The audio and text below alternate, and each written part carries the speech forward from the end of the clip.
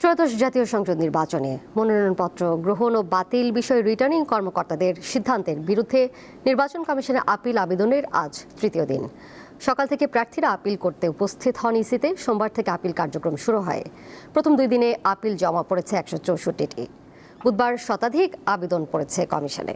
এর আগে মনোনয়নপত্র যাচাই বাছাই শেষে সংশ্লিষ্ট রিটার্নিং কর্মকর্তারা 723 জন প্রার্থীর মনোনয়ন বাতিল করেন। এতে বৈধ প্রার্থীর সংখ্যা দাঁড়ায় 1842 জন। আপিল করতে আসা সংক্ষুব্ধদের অভিযোগ, ছোটখাটো ভুল নিয়ে রিটার্নিং কর্মকর্তা প্রার্থীদের হয়রানি করছেন। তবে ন্যায় বিচার পেলে প্রার্থিতা ফিরে পাওয়ার আশা তাদের। ক্রেডিট কার্ডের একটা পেমেন্ট বাকি ছিল, তো আমি তাৎক্ষণিকভাবে তখন বিভাগীয় কমিশনারকে বলেছিলাম যে আমাকে 1 ঘন্টা সময় দিলে আমি এটা পেমেন্টটা করে নিয়ে আসি। এটা অসাবধানতাবশত হয়েছে। আরেকটা ছিল হোল্ডিং ট্যাক্স। আর আপনি জানেন যে হোল্ডিং ট্যাক্স নিয়ে আমরা দীর্ঘ সময় ধরে সিটি কর্পোরেশন আন্দোলন করেছি। সেই জায়গা থেকে আমার নিজেরই হোল্ডিং ট্যাক্সটা আমরা ইস্তফা রেখেছিলাম। অবশ্যই আমি প্রার্থিতা ফেরত পাবো, যেহেতু 400-র উপরে মামলা থাকার পরেও প্রার্থিতা পেয়েছে। আপনারা জানেন আমার মাত্র 3টি মামলা, সে অনেক আগে এগুলা শেষ হয়ে গেছে, আমি পাবো। এ বিষয়ে আরো জানাতে নির্বাচন কমিশন ভবন থেকে আমার সাথে যুক্ত রয়েছেন সহকর্মী শিউলি শবনম। কথা বলবো তার সাথে। শিউলি, তৃতীয় দিনে এখন পর্যন্ত সুনির্দিষ্ট কতজন আপিল করেছেন সেই বিষয়ে কোনো তথ্য রয়েছে কিনা? এছাড়া সিএসির সঙ্গে জামায়াতে ইসলামের নেতাদের বৈঠকের বিষয়ে কিছু জানতে পেরেছেন?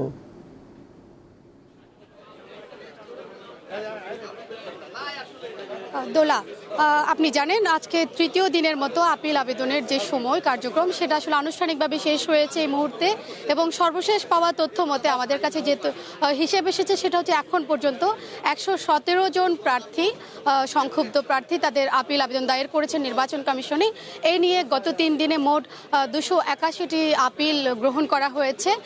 এবং এই আপিল গ্রহণের মধ্য দিয়ে আসলে আর বাকি যেসব আপিল মনোনয়নপত্র বিরুদ্ধে যারা আপিল করবেন তারা আসলে আগামী 2 দিন পর্যন্ত সময় পাচ্ছেন। এই 2 দিন সময়ে তারা তাদের আপিল আবেদন জমা দিতে পারবেন নির্বাচন কমিশনে।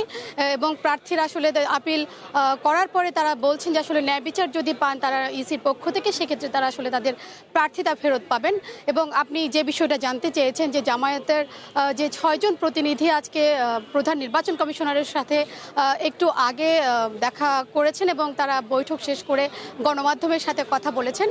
এবং তারা গণমাধ্যমকে যে বিষয়টা জানিয়েছেন আসলে যে নির্বাচন কমিশন যে মনোনয়ন যাচাই বাছাই প্রক্রিয়া শেষ করেছে এরই মধ্যে, সেই যাচাই বাছাই প্রক্রিয়ায় জামায়াত যে আপত্তিটা তুলেছে, তারা বলছেন যে আসলে যাচাই বাছাইয়ের ক্ষেত্রে রিটার্নিং কর্মকর্তারা বেশ কিছু ক্ষেত্রে পক্ষপাত দুষ্ট আচরণ করেছেন এবং তারা বিভিন্ন জায়গার উদাহরণ টেনে বলেছেন যে আসলে কারো কারো ক্ষেত্রে মনোনয়ন বাতিল করার ক্ষেত্রে তারা পক্ষপাতিত্ব করেছেন। সেক্ষেত্রে দ্বৈত নাগরিকত্বের বিষয়টা তারা সামনে এনেছেন।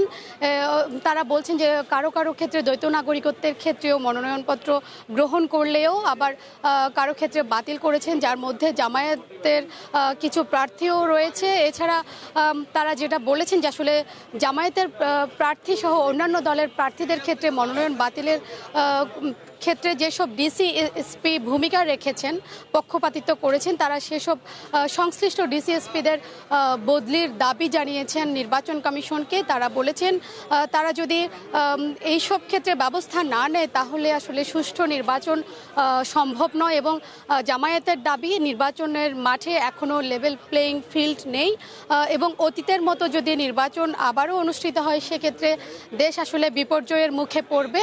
তো জামায়াত নেতারা সর্বোচ্চভাবে যে বিষয়টা বলেছেন যে আসলে যদি অবাধ সুষ্ঠু নিরপেক্ষ নির্বাচন কমিশন জাতিকে উপহার দিতে চায় সেক্ষেত্রে আসলে তারা সিসিটিভি স্থাপনের কথাও বলেছেন বিভিন্ন জায়গায়। তো সব মিলে সার্বিকভাবে নির্বাচন কিভাবে সুষ্ঠু হয় সেই বিষয়টা আসলে জামায়াত নেতারা তাদের আলোচনায় বৈঠকে নির্বাচন কমিশনকে সে বিষয়টি জানিয়েছেন। দোলা, সরাসরি নির্বাচন কমিশন ভবন থেকে যুক্ত ছিলেন সহকর্মী শিউলি শবনম।